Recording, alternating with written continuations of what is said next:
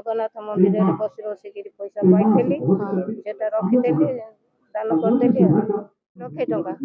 ଆପଣଙ୍କର ରହିବା ପାଇଁ ଘର ଖଣ୍ଡେ ନାହିଁ, ଆପଣ ଘର ନକଲେ ପଇସା କାଇଁ ଦାନ କଲେ?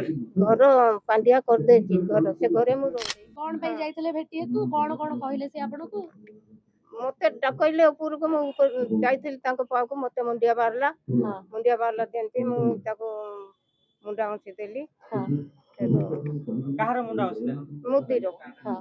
ମୁଦିର ମୁଣ୍ଡା ଉଁଚି ଦେଲି, ମତେ ଗାମୁଛା ଗୋଟେ ଦେଲା, ଧରିକିରି ଆଇଲି। ଆଉ କଣ କହିଲେ ଆପଣଙ୍କୁ? କଣ କହିଲା, ମତେ କହିଲା କଣ ଦରକାର? ମୁଁ ନାଇଁ, ମୁଁ କିଛି ନେବି ନାଇଁ କହିଲି। କଣ କହ, ମୁଁ ସେଇଟା ଦେବି ବୋଇଲା।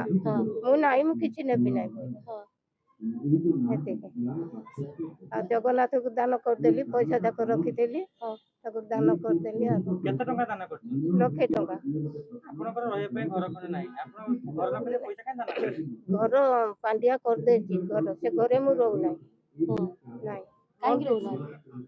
ମୁଁ ଦାନ ଦେଲା ଘରେ ମୁଁ ରହିଯିବି ନାହିଁ। ମୋର ତ ସେଇଟା ଦାନ ଦେଲି, ମୋର ଲୋଭ କଣ ରହିଲା ସେଇଟା ରହିଯିବି। କେତେ ବର୍ଷ ହେଲା ଆପଣ ଏମିତି ପଇସା ସଞ୍ଚୟ କରୁଥିଲେ ଆଉ ତାପରେ ଜଗନ୍ନାଥଙ୍କୁ ଦେଇଦେଲେ? ମୁଁ ରଖିଦେଲି, ଏମିତି ରଖିକି ତ 1,00,000 ଟଙ୍କା କରିଥିଲି। ଆଉ କେତେ ବର୍ଷ ଲାଗିଥିଲା ମୋ 1,00,000 ଟଙ୍କା ରଖିବା ପାଇଁ? ସେଇଟାରୁ କହି ହଉନାହିଁ। ଏବେ କେତେ ବର୍ଷ ହେଲାଣି? ଏବେ କେତେ ବର୍ଷ ହେଲାଣି ଯେ, ଆରୁ ମତେ ମୁଁ କହିପାରିବି। ମତେ ଦେଖିଛନ୍ତି, ମୁଁ ଓଡ଼ିଆରେ କହିବି 3 କୋଡ଼ି 5। ଏବେ ମୋର ବୟସ ଦେଖିଲେ ବେଶୀ ହେଲାଣି। ମୋର ବୟସ ବେଶୀ ହେଲାଣି, ଆଉ ମୁଁ କହିପାରିବି? ହଉ ଭଲ ଜଗନ୍ନାଥ ଭଲ ରଖନ୍ତୁ, ଲୋକ ଜାଣନ୍ତୁ। ଏକା କଣ ଜାଣିବେ ଲୋକ? ଫିଲ୍ମ ହଉଛି ତୁଳା ବେହେରାର ବୋଲିକିରି। ଆଜ୍ଞା। ଆପଣଙ୍କର ଜୀବନ ଷ୍ଟୋରି, ଆପଣ ସଂଘର୍ଷର କାହାଣୀ ଲୋକମାନେ ଦେଖିବେ, ଖୁସି ଲାଗିବ ଆପଣଙ୍କୁ? ହଁ, ମତେ ଖୁସି ଲାଗିବ।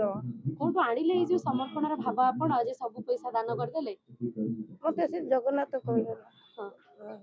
ଗୋଟେ ଗୋଟେ ଟଙ୍କା ସଞ୍ଚୟ କରିବା ପାଇଁ କେତେ ଲୋକଙ୍କ ପାଖରେ ହାତ ପତେଇବାକୁ ପଡିବ? ହାତ ପତେଇକି ତ ରଖିଥିଲି, ଦେଲି। କେତେବେଳଠୁ କେତେବେଳେ ଯାଏ ଏମିତି ବସନ୍ତି ଆପଣ ପଇସା ସଞ୍ଚୟ କରିବା ପାଇଁ ପ୍ରଭୁ ପାଇଁ? ଜଗନ୍ନାଥ ମନ୍ଦିରରେ ବସି ବସିକିରି ପଇସା ପାଇଥିଲି, ସେଟା ରଖିଦେଲି, ଦାନ କରିଦେଲି। ଆପଣ ସେ ଘରେ କାହିଁ ରହୁନାହାନ୍ତି? ସେ ଦାନ ଦେଲା ଘରେ, ଆରେ ଲୋଭ ରହିଲା କଣ? ସେଇଟା ଦାନ ଦିଆ ଘର। ଯେତେବେଳେ ସିନେମା ହେଇସାରିବ ଆପଣ ଦେଖିବାକୁ ଆସିବେ ଟି କେମିତି ହେଇଛି ଆପଣ ଜୀବନ କାହାଣୀ? ବିଦୁସ୍ମିତା ଆଣିବ, ବିଦୁସ୍ମିତା ମୋର ଝିଅ।